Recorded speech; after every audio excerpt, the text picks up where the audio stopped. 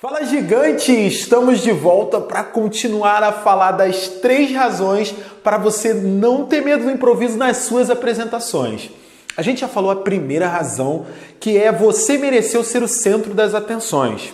Falando um pouco sobre o nosso cérebro, mas calma, eu sei que se você está vendo esse vídeo não pela primeira vez, mas se você encontrou esse vídeo aleatoriamente, tem a parte 1 desse vídeo, por isso que você não está entendendo nada. Então volta lá na parte 1 e depois vem aqui para assistir a parte 2 que eu vou começar a falar agora a segunda razão pela qual você não deve ter medo do improviso nas suas apresentações. E como a gente tinha parado aqui falando sobre o nosso cérebro, o que a gente pensa, alguns pensamentos que não impulsionam a gente se questionou a respeito de pessoas que são bem-sucedidas em apresentações, em palestras, e chegamos à conclusão de que, por exemplo, pensar que vai dar um branco não ajuda a gente a avançar, não coloca a gente como merecedor do centro das atenções. E aí por isso que a gente vai começar a falar da segunda razão, porque tem muito a ver com isso, porque esses pensamentos parece que não param, né? É como se fosse uma vozinha assim na sua cabeça. É assim que funciona? Esses pensamentos um pouco mais negativos, aquele questionamento. Parece que tem um anjinho e um diabinho conversando com você, como se fosse uma segunda pessoa essa voz. Eu não sei se a sua voz é feminina ou se é masculina, se você ouve você falando contigo, mas há uma pessoa ali criticando a todo momento, que te faz umas perguntas que às vezes te deixa para baixo. Eu estou te perguntando tudo isso porque, sim, existe uma voz, eu tenho uma voz. Há uma técnica usada no coaching que a gente aprende a silenciar essa voz. Por que é importante você silenciar essa voz, Lídia? A gente trabalhou isso lá na nossa aula no Clube da Fala. Porque quando você interrompe essa conversa, você consegue progredir diante do que você quer. Você tem menos interferências. E é por isso que a segunda razão é a seguinte: você é maior do que o seu crítico interno. Por que eu estou falando isso? Essa técnica de calar o crítico interno, nós a fizemos na aula. E eu vou te desafiar a fazer também aí na sua casa, no seu onde você está assistindo, na verdade a praticar. Como é que funciona? Você vai pegar, vai dar um nome primeiro para essa voz. Como eu disse, parece uma pessoa conversando contigo, então dá um nome para ela. A minha voz, por exemplo, é o seu Chicão, é o Chicão. Vira e mexe, eu chamo o Chicão na ficha e mando ele calar a boca. Eu chamo ele no cantinho e cala essa boca, Chicão. E você deve aprender a calar o seu Zé Curubu, vamos dizer assim, um nome mais genérico. Você tem que criar uma frase pela qual você vai repetir quando o Chicão começar a falar coisas negativas na sua cabeça. Quando ele começar com algumas críticas e questionamentos que não te ajudam a avançar. Eu, por exemplo, quando o Chicão começa a falar comigo, eu falo assim: cala a boca, Chicão, seu filho daquilo, sabe? Daquilo que eu não quero falar aqui. Eu posso, eu quero e eu vou. Eu sempre repito isso para ele. E eu fico repetindo na minha cabeça até aquele pensamento, até aquela voz se silenciar e parar de me criticar e me instigar no momento que não é o certo. Por que eu estou falando que é importante você aprender a calar o seu crítico interno e ser maior do que ele sempre nas suas apresentações? Existem 2 pontos que provam, ou melhor, que explicam como funciona o silenciar do seu crítico interno e o quanto é importante para você. A primeira delas vem do budismo, da filosofia do budismo. O budismo diz o seguinte, que os nossos pensamentos alimentam as nossas emoções. Então, se eu tenho, por exemplo, esse crítico falando do seguinte: olha, sua apresentação e os slides não estão muito legais, não. Ah, a tua roupa não está muito boa, não. E você começa a conversar com ele, porque você responde, né? Ele te fala do slide, aí você fala do conteúdo. Aí ele fala da sua roupa, você fala do seu perfume. E quando você vai ver, faltando milésimos para você se apresentar, faltando pouquíssimo tempo, você está preocupado com um monte de coisa que não era o momento de você se preocupar. Então você precisa cortar essa conversa, porque senão você vai alimentar insegurança, vai alimentar incerteza, vai alimentar medo. E aí vai dar o branco que a gente falou lá no início, na nossa primeira, antes de desvendar a primeira razão. E a segunda teoria é baseada no livro de Timothy Galway. Ele é um dos pais do coach, ele escreveu o livro The Inner Game of Tennis, o jogo interior do tênis, traduzindo para o português. Que é o seguinte, o que ele percebeu? Como ele era um grande treinador, né, de tenistas, ele percebeu que sempre antes do tenista sacar, ele ficava balbuciando algumas palavras, né? Ele ficava balbuciando algumas palavras e com isso o cara, na hora que ia fazer o saque, errava. Sempre errava. Ele, caramba, o que acontece ali? Por que esse cara tá... Ele foi perguntar, o jogador, cara, o que você conversa ali no momento?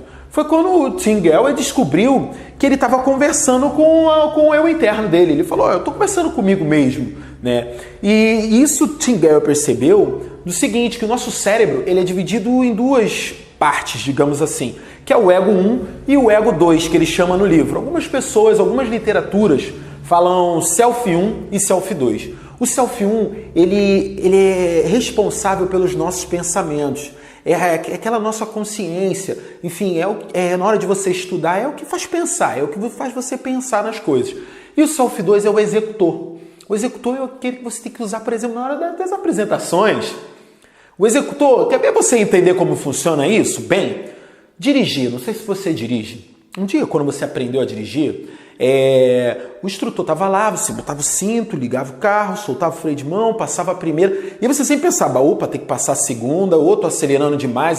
A perna esquerda na embreagem nem se fala que é a que sempre treme, acho que é de todo mundo, é assim. Chega um tempo de tanto você praticar, de tanto você colocar a tua consciência ali, você começa, hoje em dia você pensa, não sei quanto tempo você dirige, eu, por exemplo, dirijo há mais de 10 anos, eu não penso na hora de passar uma marcha, ligar uma seta, olhar para um espelho, eu não penso. Porque já é a parte 2, é o self 2 do meu cérebro executando. E você nas suas apresentações tem que usar o self 2. Você já treinou, você mereceu estar ali, você conhece o conteúdo. Então você não pode deixar o seu crítico te dominar no momento no qual você tem que só fazer, tem que botar em ação. Então não tem que se questionar. Então você tem que ser sempre maior do que o seu crítico interno. E o desafio é para você. Dê o nome para o seu crítico interno, você já falou a frase que vai calar o seu crítico interno? Eu quero ver você praticar durante uma semana e voltar aqui e me contar o que aconteceu, beleza? Porque aí a gente vai partir agora para razão 3.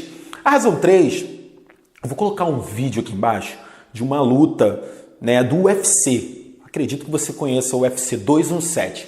Foi uma luta feminina entre uma campeã do cinturão, entre uma dona do cinturão e alguém que estava ali, enfim, disputando aquele cinturão. Na verdade, o vídeo mostra toda a preparação para a luta, desde a pesagem até as fotos, aquela coisa de mídia, imprensa. E a todo momento a campeã, a dona do cinturão, tentava de certa forma provocar emocionalmente a pessoa que estava desafiando ela, a outra lutadora, botando o dedo na cara, dando pequenos socos na ponta do nariz. E assim, em nenhum momento a competidora saiu do foco dela, saiu ali da presença dela. Ela estava focada, em nenhum momento ela entrou nessa brincadeira emocional. Resumindo o que aconteceu, no dia da luta, foi a hora de dar show. E quem estava desafiando a dona do cinturão realmente deu um show, ganhou o cinturão e mostrou que a gente precisa estar focado. A gente tem que saber usar a parte certa do nosso cérebro na hora certa. Naquele momento que ela estava sendo desafiada, ela estava ali no nível de consciência, entendeu? Focada em alguma coisa. Por exemplo, a meditação te ajuda você a ter o foco pleno. E ela estava ali, totalmente centrada em um objetivo só, que era ganhar a luta. Naquele momento, não era o momento dela dar show. O momento dela dar show é no dia da luta. E por isso, eu quero falar para você a terceira razão, que tem tudo a ver com essa luta, que é a seguinte.